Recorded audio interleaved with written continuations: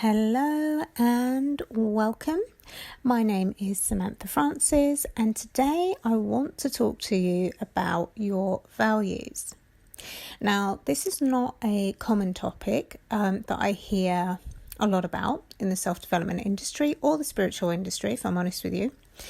But it is so important that we know what our values are. Now, often when I say to clients, okay, tell me about your values. What are your values? They actually don't know what to say. In fact, a lot of the feedback I've gotten from clients is actually, I don't know what my values are. And it makes sense. It makes absolute sense because when we don't know what our values are, when we don't know what's important to us, or actually a better way of putting it is when we're not consciously aware of what's important to us, we'll find ourselves in situations that can often go against our internal navigation system or our values that don't feel good, and we stay in them, we entertain them, we play around in them. And I'm here to say, well, when you know your values, you then know your non-negotiables, and then you also connect that in with boundaries. And this is the thing that I notice with a lot of females that they lack. They don't have their values. They don't therefore know their non-negotiables.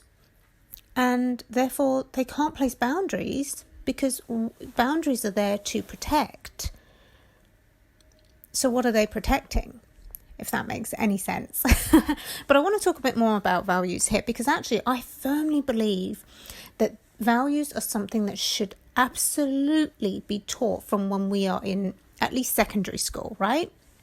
So when we're in our teens, we need to know what values are. So what is a value? Essentially, a value is something that is important to you, okay? So a personal value of mine is respect. And that is across the board. I expect respect in my relationships. I expect respect in my friendships. I expect respect in my work life. I expect respect with my clients. And it's absolutely a two-way thing. It's an embodiment. So if I'm expecting respect from my partner, for example, I'm obviously giving that respect as well.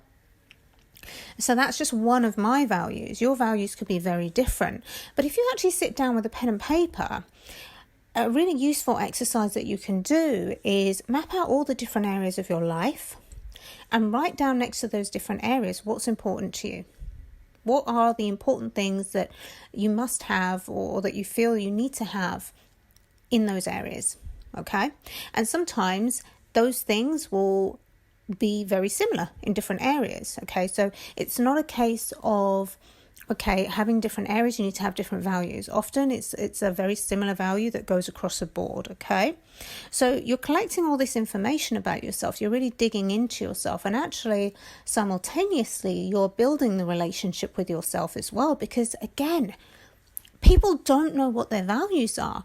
Like even in businesses, I often tell clients, as a business, what are your values? You need to have values because when potential clients are coming to you, they'll have a look at those values and they'll feel into whether those values align with their values, if they're aware of what they are, of course, and then potentially decide to work with you or not work with you. And that's also how you're attracting your ideal clients as well. But anyway, I digress. So if you get all of the different areas with the different values, what I then get clients to do is I get them to then take those values, really sit with them and go, right, which ones are my non-negotiables? So I hear you asking, what is a non-negotiable? Now this was such a game changer for me. It was such a game changer. This came after one of my relationships had ended a long time ago, and I sat with a professional, as I've been very open about my history and the support that I've allowed myself to receive. I still receive support up to today because I believe it's important. And she was also a mentor as well, and she really specifically worked with relationships. And she said to me, well, what are your non-negotiables? And I remember sitting there and looking at her really blankly and thinking, what is she talking about? What is she actually talking about? And I didn't want to sound silly, but I asked the question because I'm very open about just asking any question, right? Because if you don't ask, you don't get, and you don't learn, and you don't expand. So I said to her, what do you mean? What's a non-negotiable?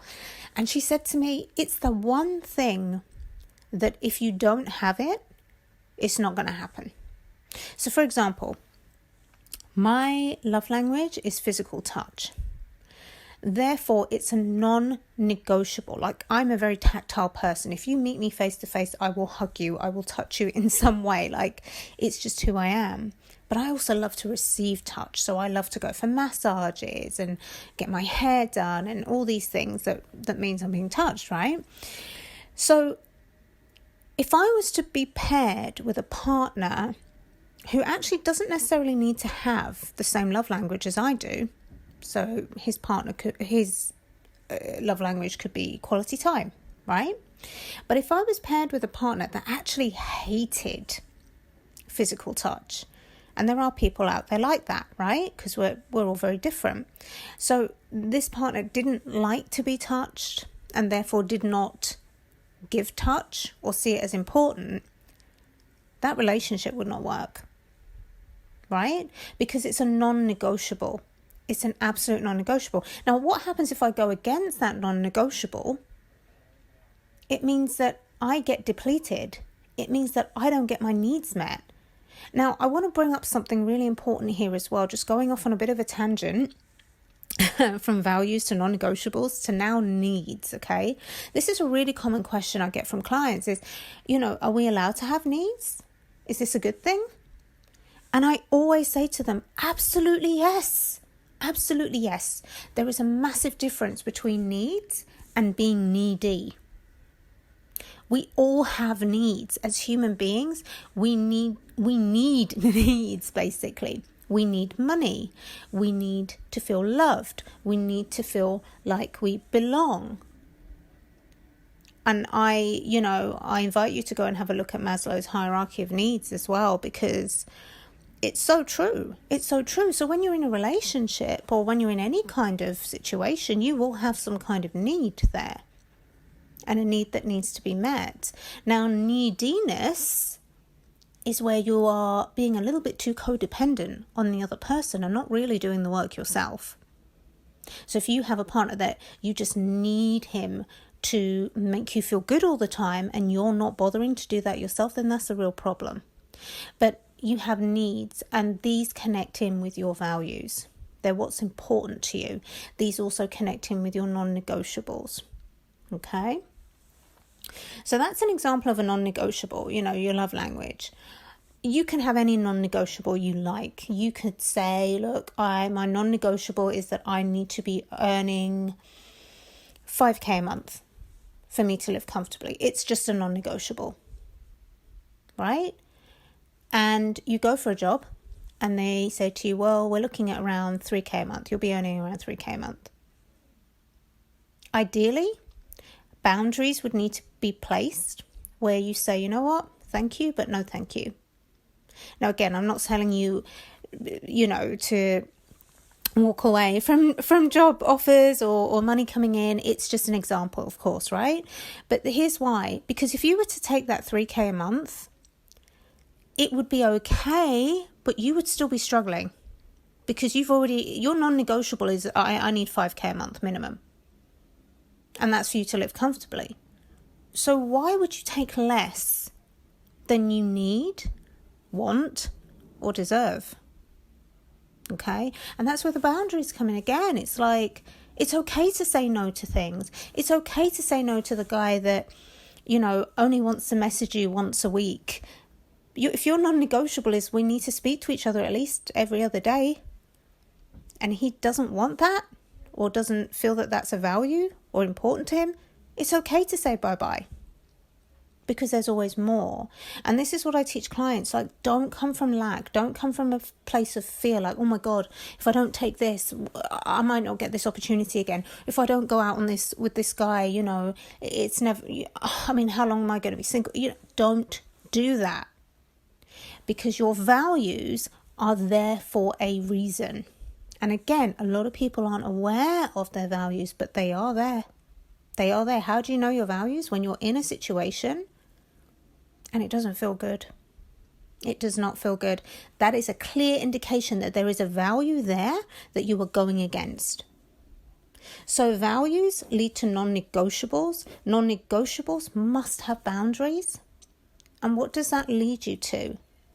Living a life that feels in alignment.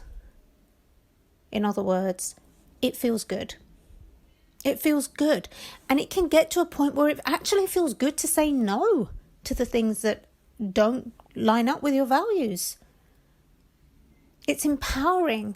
It's you consciously, deliberately creating a life that you love, because you can have that. You deserve to have a life that you love. You should never settle. I tell this to my clients all the time. Do not ever settle. Do not ever take second best, because when we do that, we're essentially saying, I'm not going to get any better. I don't believe in myself. I don't believe that there's better out there, so I'm just going to take this now. And that is so not true. So I hope this helps. If you want any support with this, I actually have a course on this where I teach women how to find their values, how to implement their values, how to implement their non-negotiables, and also how to create and maintain healthy boundaries as well for themselves and those that they love around them. Please do get in touch with me if this is something that you need support with or you would like to venture down, because I promise you, once you know these things, these are the foundations for every single area of your life, and it will change it. So that's all for now, and I will speak to you very soon.